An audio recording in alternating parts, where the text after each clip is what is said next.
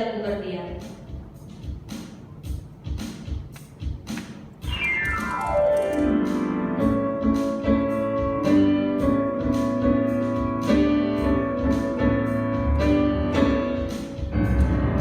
Wajahku berdiam dekat di hatimu. Di saat ku berpaling, temukan cintamu.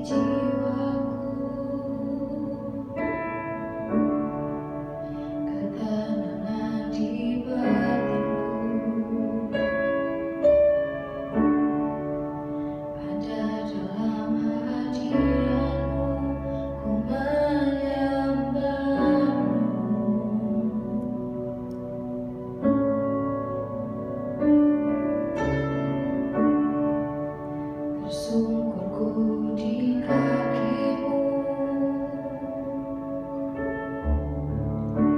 rasakan hadiratmu. Takkan ku melepaskanmu, kau cahaya bagiku. Mengiringmu seumur hidupku, masuk dalam rencanamu Bapa.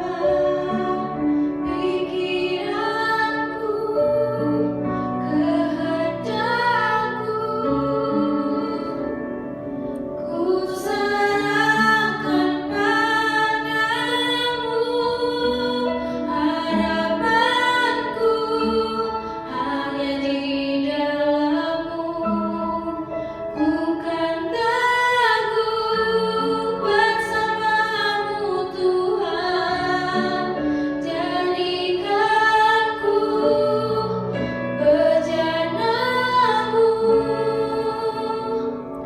untuk kemuliaan-Mu.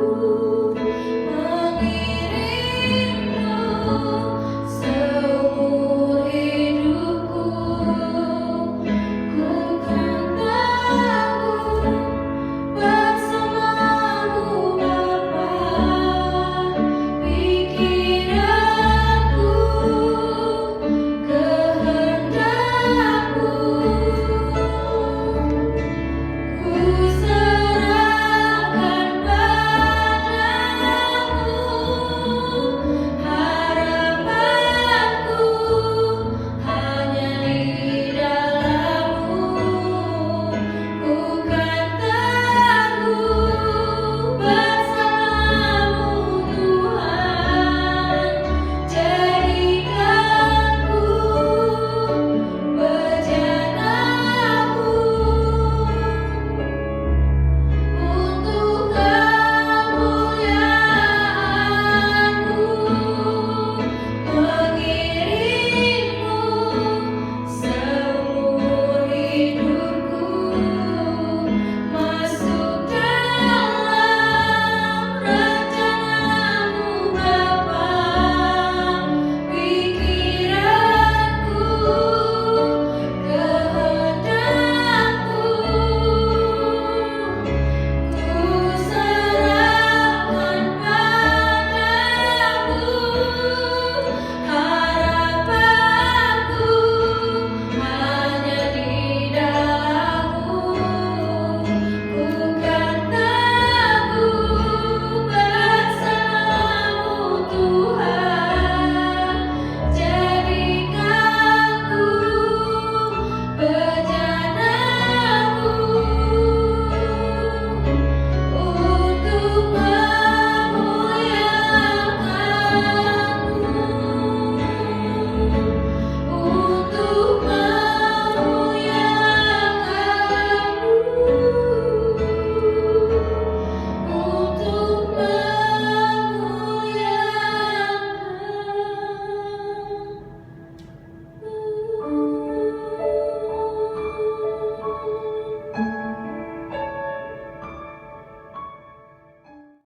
Shalom, salam sejahtera bagi kita sekalian di dalam nama Tuhan Yesus Kristus. Kembali saat ini kita dalam kebersamaan mendengarkan firman Tuhan melalui ibadah online. Dan sebelum kita dengar firman Tuhan dan nanti sama-sama kita akan belajar, mari kita berdoa terlebih dahulu. Kita berdoa. Bapa Surgawi, Allah yang Maha Kuasa yang kami sembah, di dalam nama Tuhan Yesus Kristus kami bersyukur kepadamu kesempatan saat ini kembali kami dapat bersama-sama beribadah online, dan juga dalam kesempatan ini kami sama-sama mau mendengarkan firman-Mu. Engkau tahu kebutuhan kami. Kami menyadari bahwa firman-Mu adalah kebutuhan hidup rohani kami. Sebab itu mari Engkau yang menyatakan kepada kami melalui pemberitaan ini, Engkau yang tahu apa yang juga menjadi kebutuhan semua umat-umat-Mu yang mendengarkannya. Berbicaralah kepada kami, nyatakanlah isi hatimu, baik kepada setiap kami, teristimewa kepada hamba-Mu ini pengurapan serta hikmat, supaya apa yang kami bicarakan dan sampai serta beritakan ini adalah apa yang menjadi isi hatimu untuk sampai kepada setiap telinga yang mendengar, ke setiap hati yang terbuka, supaya firman-Mu ini boleh bertumbuh berbuah dalam setiap hidup yang membutuhkan Engkau, dan semua jadi untuk kemuliaan nama-Mu. Di dalam nama Tuhan Yesus Kristus firman yang hidup, kami berdoa sambut firman. Haleluya. Amin. Puji nama Tuhan. Saudaraku yang kekasih, pada kesempatan saat ini kembali kita ada di dalam kebersamaan beribadah online, dan masih dalam situasi saat ini kita beribadah online. Di sekitar kita masih banyak orang-orang, masih banyak sesama kita, khususnya jemaat GPKD Victory yang ada di dalam mungkin perasaan-perasaan yang tertekan atau perasaan-perasaan yang serba tidak tahu mau melakukan apa. Tetapi satu hal yang pasti yang saya mau motivasikan kepada kita, tetaplah kita berada di dalam kehendak Tuhan. Nah, untuk berada di dalam kehendak Tuhan tentunya kita membutuhkan, selalu saya katakan, ada dua hal yang sangat kita butuhkan untuk kita tetap kuat di dalam Tuhan, yaitu kita pertama butuh firman-Nya, yang kedua kita butuh Roh Kudus-Nya. Karena firman dan Roh Kudus adalah bukti penyertaan Allah dan bukti penyataan janji-janji Allah kepada setiap kita yang ada di dalam Dia melalui Yesus Kristus. Nah, untuk itu pada kesempatan juga saat ini kita akan melihat dalam satu tema apa yang ingin kita bicarakan dalam kebersamaan ini. Sebelum kita melihat tema itu, kita akan membaca satu pembacaan. Jadi mendasari tema kita akan membaca satu pembacaan yang tertulis di dalam Injil Matius pasal yang ke-11. Injil Matius pasal 11 kita akan membaca ayat yang kedua sampai ayat yang ke-6. Sekali lagi, Injil Matius pasal yang ke-11 ayat 2 sampai ayat yang ke-6. Di sana Lembaga Alkitab Indonesia memberikan judul Yesus dan Yohanes Pembaptis. Dikatakan begini, mulai ayat yang kedua saya baca bagi kita sekalian. Saudara mengikuti di dalam pembacaan dan Alkitab saudara di rumah. Dikatakan demikian. Di dalam penjara Yohanes mendengar tentang pekerjaan Kristus. Lalu menyuruh murid-muridnya bertanya kepadanya, "Engkaukah yang akan datang itu? Atau haruskah kami menantikan orang lain?" Yesus menjawab mereka, "Pergilah dan katakanlah kepada Yohanes apa yang kamu dengar dan kamu lihat. Orang buta melihat, orang lumpuh berjalan, orang kusta menjadi tahir, orang tuli mendengar, orang mati dibangkitkan, dan kepada orang miskin diberitakan kabar baik. Dan berbahagialah orang yang tidak menjadi kecewa dan menolak aku." Sebenarnya keseluruhan pembacaan ini ada sampai ayat yang ke-19 mengenai judul atau perikop Lembaga Alkitab Indonesia memberikan judul Yesus dan Yohanes Pembaptis. Namun saya hanya baca sampai ayat yang ke-6 mulai ayat yang kedua, karena pada kesempatan ini saya, seperti saya katakan tadi, akan mengacu kepada satu tema bagi kita untuk kita perhatikan. Dan semoga melalui tema ini uraiannya dapat kita menangkap pesan dan isi hati Tuhan, dan kita mampu untuk mengaplikasikan dalam hidup kita. Kita mampu menyikapi sebagaimana Tuhan mau, supaya kita tetap berkenan kepada Tuhan. Nah, apa tema itu? Saya ingin berbicara tentang menjadi tetap kuat dan semangat dalam pelayanan. Atau lebih simpelnya begini, tetap kuat dan semangat di dalam pelayanan. Sekali lagi, kalau bicara tentang pelayanan, ini menyangkut dua hal, yaitu menyangkut oknum atau pribadi yang melayani sebagai pelayan, dan apa yang kita lakukan atau apa yang kita layani dalam pelayanan itu. Nah, dari apa yang kita sudah baca di sini, kita melihat ayat 2 sampai ayat yang ke-6 mengenai sepenggal kisah yang ditulis cerita tentang Yohanes Pembaptis dan Yesus. Dan kita akan berbicara bagaimana supaya kita ini tetap kuat dan semangat dalam pelayanan.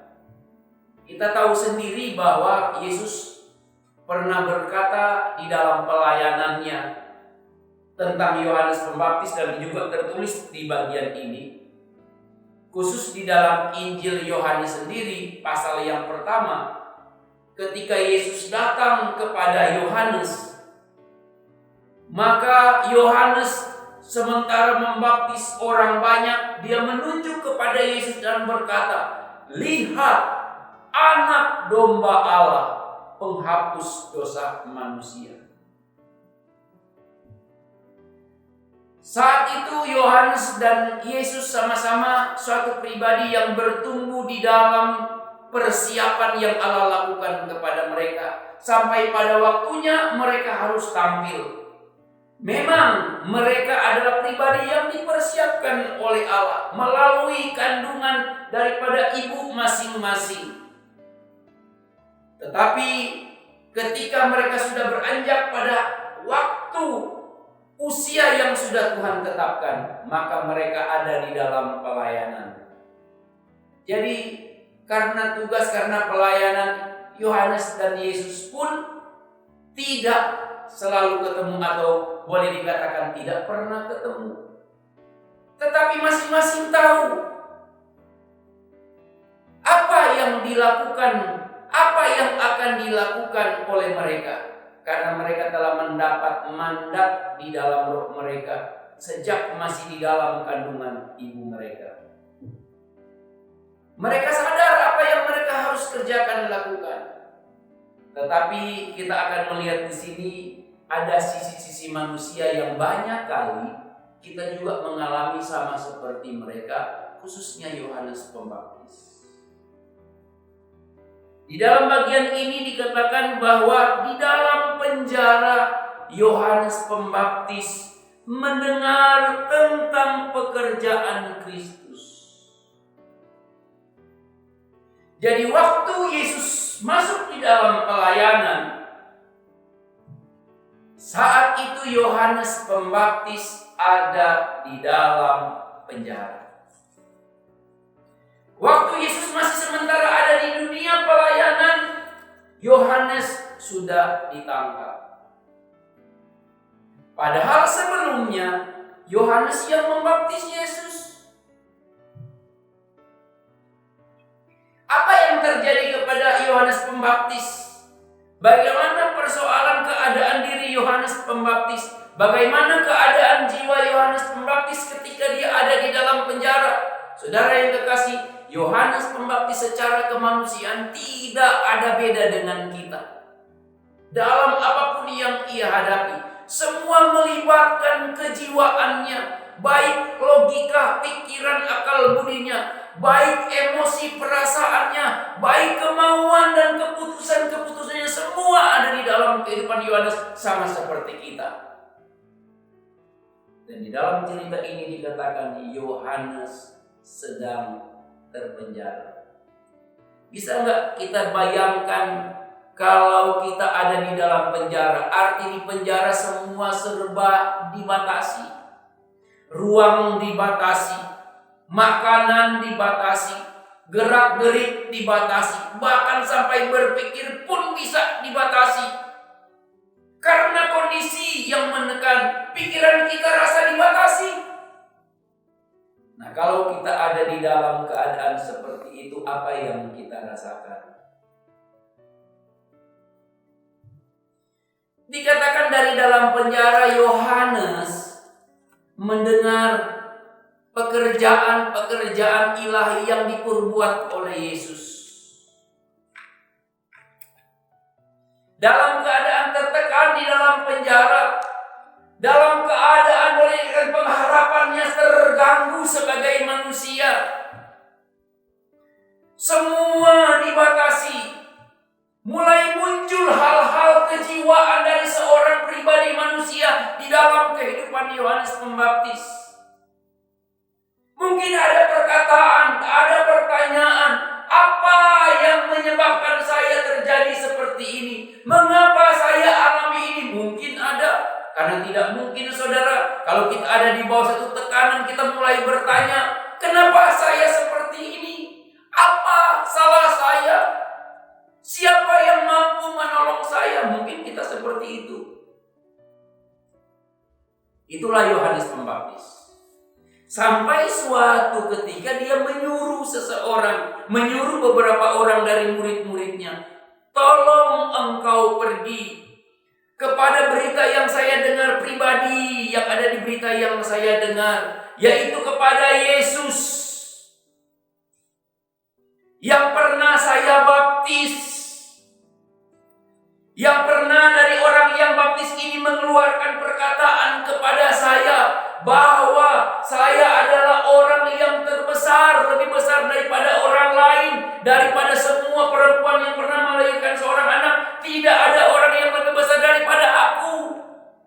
Tolong engkau, murid-muridku, pergi kepada dia dan bertanya, apakah engkau yang dijanjikan oleh Allah untuk datang dan membebaskan umat Israel, atau kami harus menunggu yang lain?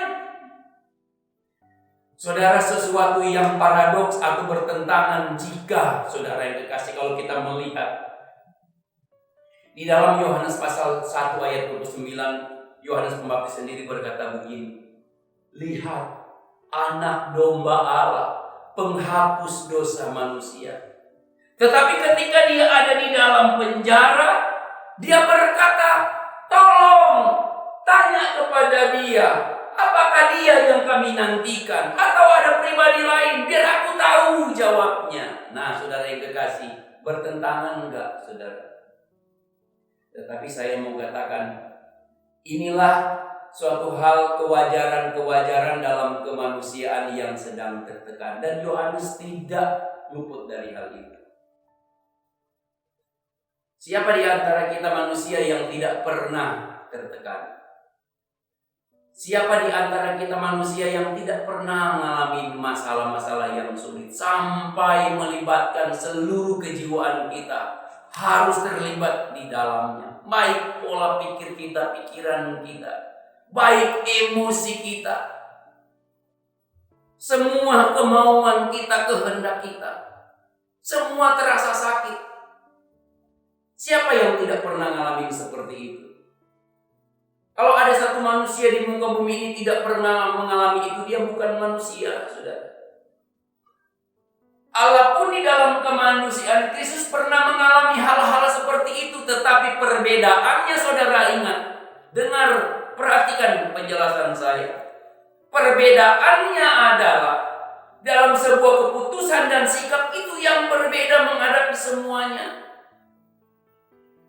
Kalau Yesus dengan penyerahan penuh kepada Bapa, kehendak Bapa lah yang terjadi, tetapi kita banyak kali memikir melakukan sesuai dengan cara kita.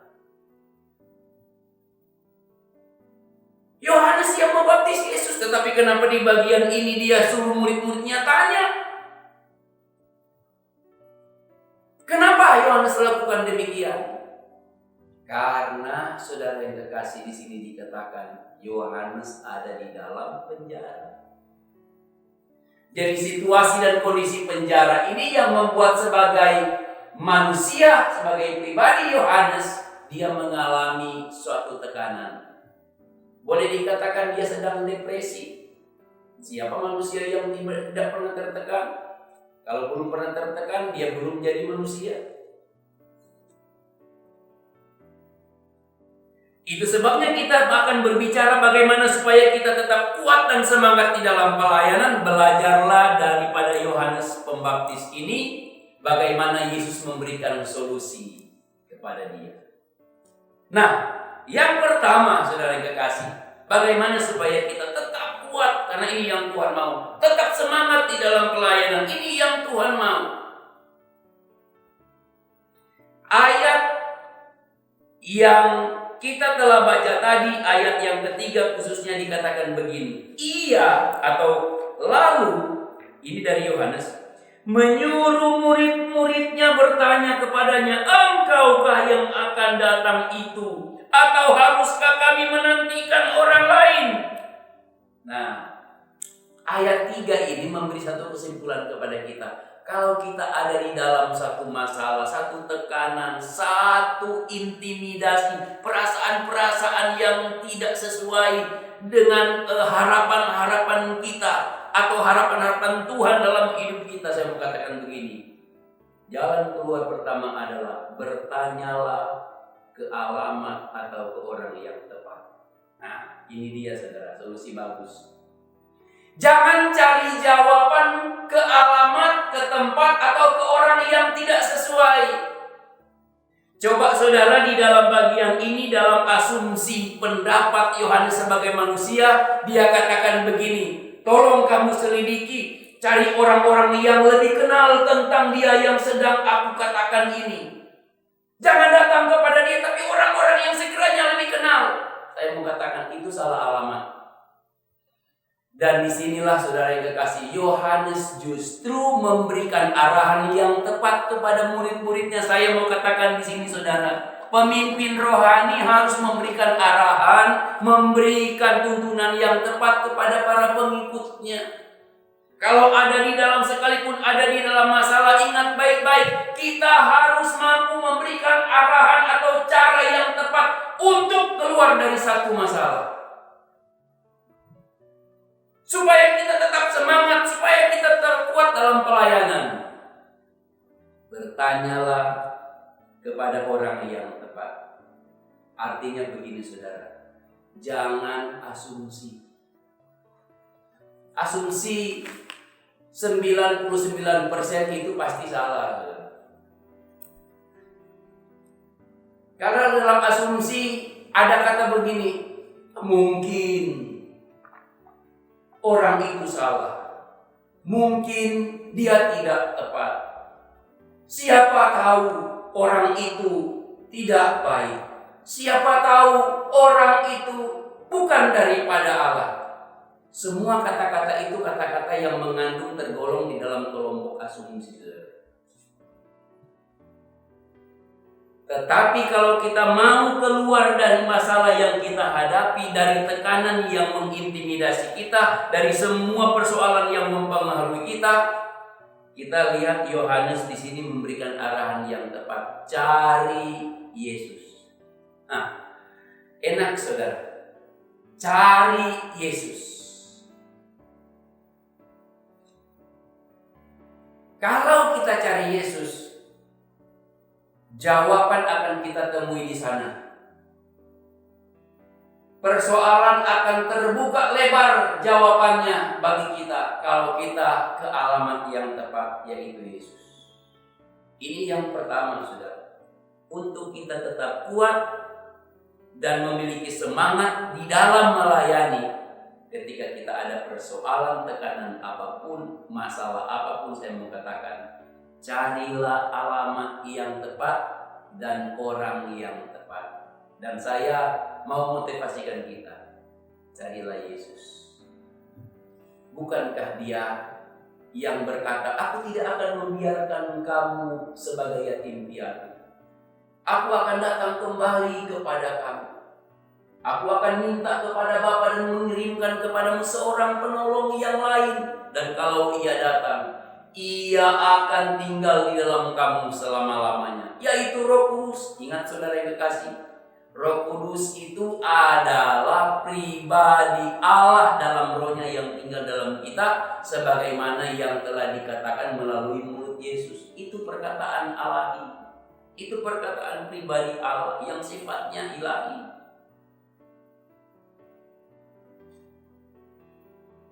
Datanglah ke alamat yang tepat, berbicaralah dengan pribadi yang tepat untuk kita mendapat satu jawaban dalam hidup ini.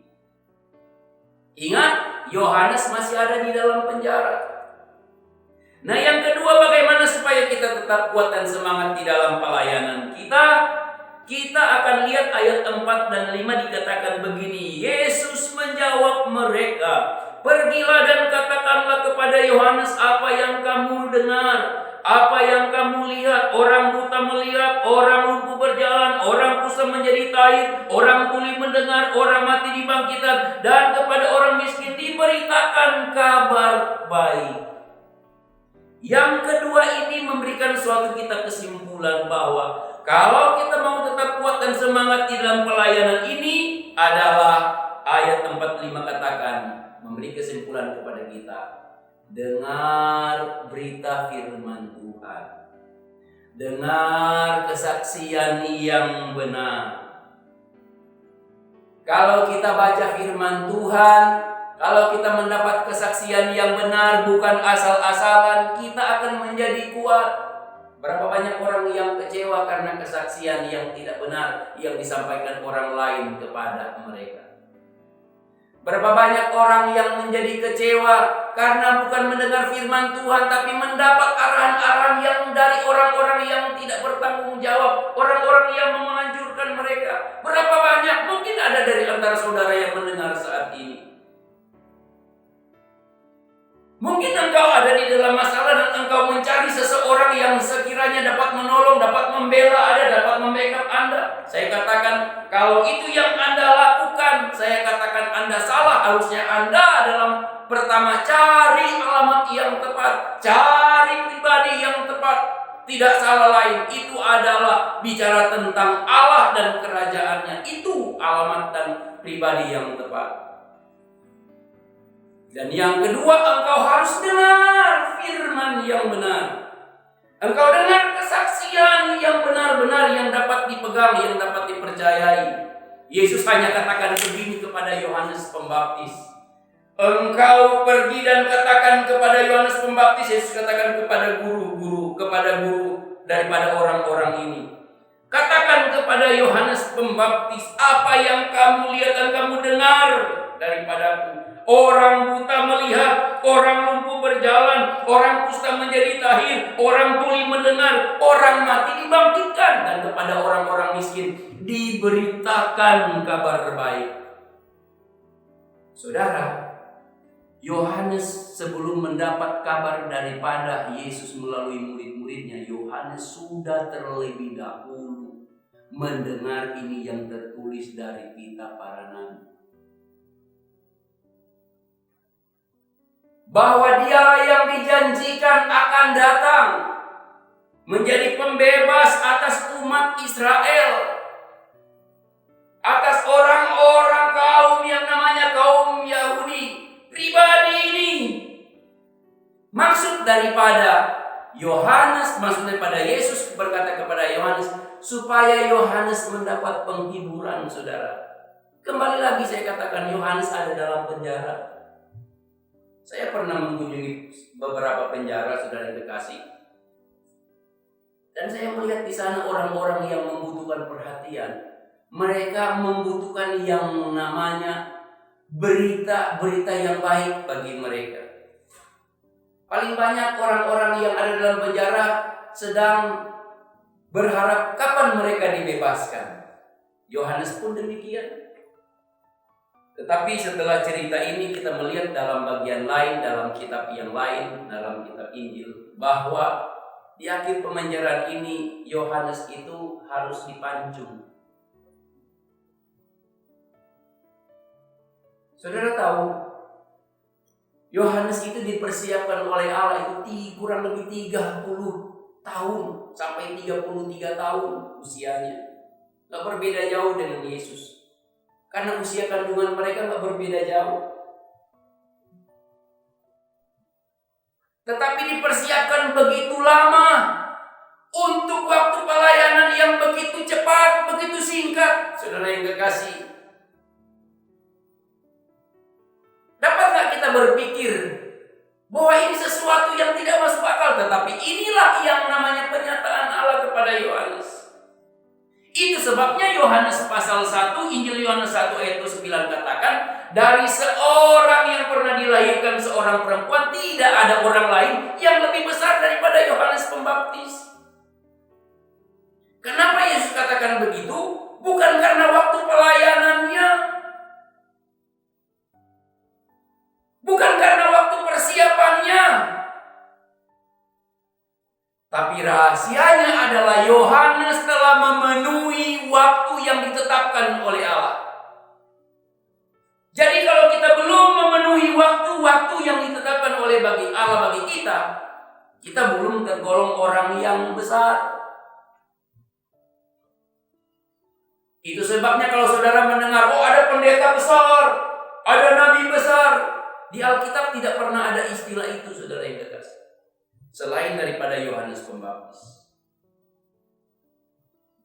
Dari mana kita bisa mengukur seorang nabi besar, hamba Tuhan besar, pendeta besar, pengkhotbah besar, penginjil besar? Dari mana kita mengukur? Alkitab tidak pernah mengatakan demikian. Tidak ada yang besar di Alkitab. Saat namanya seorang manusia, kalau kita mampu melayani menjadi seorang hamba Tuhan, itu yang Tuhan mau. Kita tetap dalam penilaian Allah 0. Saudara bisa bayangkan yang nomor 1 itu cuma Yesus. Kalau kita yang 0 ini ditaruh di belakang Yesus, berapa nilai Yesus? 1 0 ditambahkan di belakang 1 itu angka 10. Kalau 2 100, 3 1000, kalau 4 10.000. Kalau sudah 6 sudah 1 juta. Saudara lihat, kalau semakin banyak orang ada di belakangnya Yesus, Yesus yang terdepan yang nomor 1, berapa nilainya Yesus? Sebab itu saya mau katakan, jangan menjadi seorang pelayan Tuhan tujuannya untuk menjadi besar.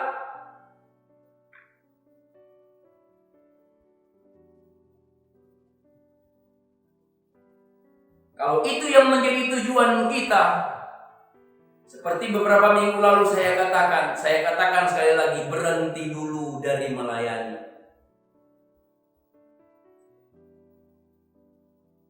Jadi baca firman Tuhan, dengar kesaksian yang disampaikan kepadamu, kesaksian yang menguatkan, kesaksian yang benar, yang sesuai dengan firman Allah. Ambil itu dan memotivasi jiwamu sendiri dari kesaksian itu. Ditambah dengan firman Tuhan yang engkau dengar, itu adalah perkataan Allah yang akan menambah kekuatan rohanimu.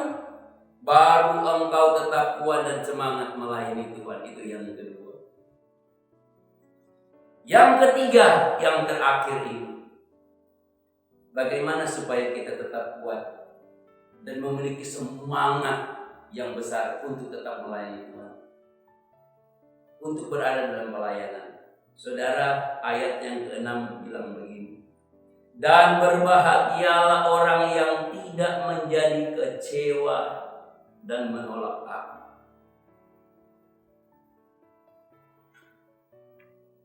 Saya boleh berikan kesaksian bahwa banyak sekarang hamba-hamba Tuhan, pelayan Tuhan yang tadinya aktif melayani Tuhan tapi menjadi kecewa.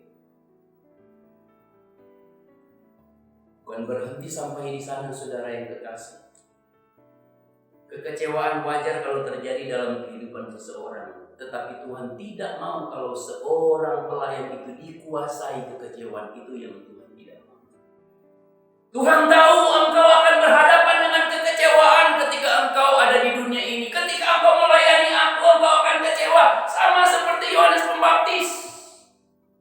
Sama, nggak ada beda. Tetapi Tuhan mau dalam kekecewaanmu itu engkau tetap berpegang kepada kebenaran, supaya engkau tidak dikuasai oleh kekecewaan. Karena orang yang dikuasai kekecewaan, saudara yang kekasih, ingat, Yesus katakan di sini, dia akan menolak Yesus. Apakah engkau masih punya semangat melayani sekarang? Apakah semangatmu masih menyala-nyala? Apakah engkau tetap melayani karena engkau tertuduh bahwa engkau sudah dikatakan sebagai hamba Tuhan? Introspeksi diri, saudara. Pelayan yang benar ada di dalam pelayanan yang disediakan Tuhan, yang diberikan Tuhan. Tapi pelayan yang tidak benar berada dalam pelayanan akibat mau manusianya sendiri. Coba satu contoh, kalau saudara dikasih sebagai penjahit, profesinya penjahit, keahliannya menjahit, kemudian datang seorang yang ingin menjahit baju karena engkau seorang penjahit, kemudian engkau asal-asalan aja. Sudah, pokoknya saya akan buat engkau sebuah baju, sebuah pakaian yang indah. Pasti orang yang mempunyai barang atau mempunyai rencana ini akan menjadi kecewa. Kenapa? Engkau harus mengukur saya dulu, engkau harus melihat kemauan saya dulu, baru engkau melakukannya. Apa beda di dalam pelayanan kepada Tuhan? Bukan karena namanya pelayan seenaknya engkau melayani, seenaknya engkau melakukan segala sesuatu, engkau mengangkat diri di sana. Bukan begitu.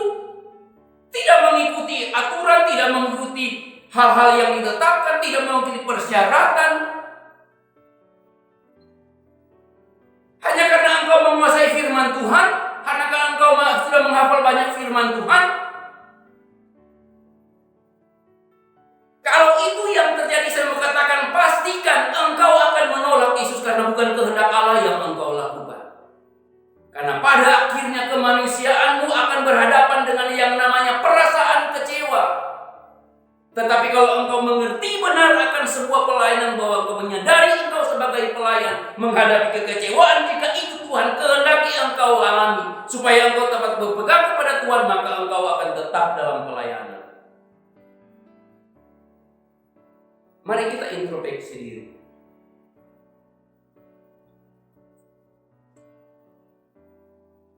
Dan jadilah seorang pelayan yang tetap kuat dan semangat.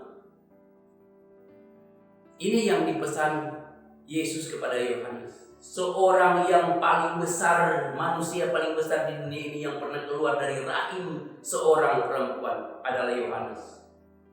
Tidak ada yang lain. Ada orang yang memiliki hikmat yang namanya Salomo, tapi untuk seorang yang menjadi besar di hadapan Allah, Yesus katakan itu adalah Yohanes. Mari saudara yang kekasih, para pelayan Tuhan, hamba-hamba Tuhan, di mana engkau berada yang dapat menjangkau berita ini. Ini nasihat, ini sekaligus motivasi, dan ini sekaligus juga penghiburan bagi kita. Mau tetap kuat dalam pelayanan. Mari kita harus datang dan bertanya kepada Yesus alamat yang tepat, pribadi yang tepat yang kita perlu hanya ini. Yang kedua, kita harus terus terlibat di dalam menerima firman Tuhan melalui membaca, kita merenungkan, kita mengerti, memperoleh hikmat, tinggal di dalam firman Tuhan, mengaplikasikan itu di dalam kehidupan kita, supaya kita tetap kuat dan semangat. Tidak ada kekuatan lain, kekuatan jasmani, kekuatan manusiawi, kekuatan materi, kekuatan apapun di dunia ini tidak ada yang bisa kita andalkan. Hanya Tuhan dan firman-Nya dan Roh-Nya. Supaya kita tetap semangat. Dan yang ketiga, jangan kita dikuasai perasaan kecewa sekalipun itu datang kepada kita. Karena perasaan kecewa pada akhirnya membuktikan bukan Tuhan yang kita andalkan.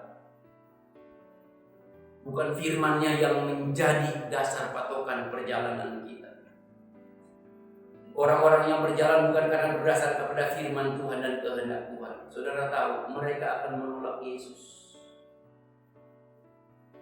Bukankah Alkitab katakan bahwa akan ada aniaya, bahkan ada penindasan, akan ada penampian dari kehidupan di muka bumi orang-orang yang sudah dipanggil kepada Tuhan.